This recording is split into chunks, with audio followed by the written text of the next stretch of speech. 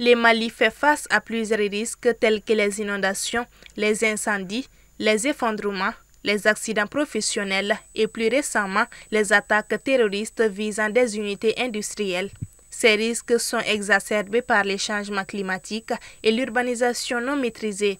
Ainsi, la prévention, la gestion efficace et la réparation rapide en cas de sinistre représentent donc un enjeu crucial pour la résilience des entreprises et la sécurité des populations. Ces petits déjeuners professionnels visaient donc à rassembler les acteurs institutionnels, les acteurs privés, les assurances, pour proposer des pistes concrètes afin de renforcer le système de gestion des sinistres dans les pays.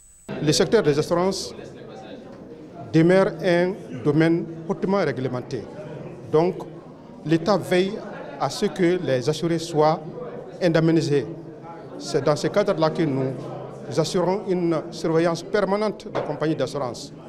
Donc, toute chose qui permettrait de dire qu'en cas de sinistre, aujourd'hui, l'État peut contraindre effectivement les compagnies d'assurance à payer les sinistres. Les échanges ont également mis en lumière le rôle crucial de l'assurance. Les compagnies sont incitées à simplifier leurs procédures, à moderniser leurs outils et à intensifier la sensibilisation. L'objectif est de passer d'une logique de simple réparation à une logique de partenariat où la prévention est l'allié de la protection. C'est un secteur qui est méconnu, mal connu, à tort ou à raison, mais que nous allons essayer à travers la nouvelle dynamique de l'association de corriger et d'apporter toute la clairvoyance et la visibilité nécessaires. Nous sommes des indemnisateurs, nous donnons la couverture, c'est des couvertures fiables, c'est des couvertures solides.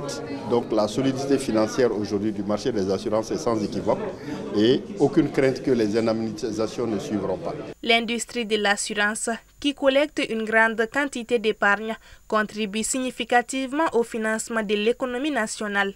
En 2023, elle n'a enregistré que 75 milliards de francs CFA, alors qu'un pays comme le Burkina Faso, avec un PIB nettement inférieur à celui du Mali, se situe à 150 milliards de francs CFA.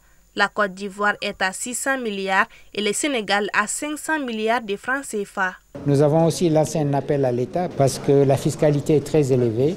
Il y a une taxe de 20% qui n'est pas déductible. Donc le souhait du patronat, c'est soit de réduire considérablement cette taxe, peut-être la ramener à 10%, ou alors de la ramener au même niveau que la TVA, c'est-à-dire 18%. Ces rendez-vous marquent une étape vers une meilleure gestion des risques et une collaboration plus étroite entre tous les acteurs du secteur.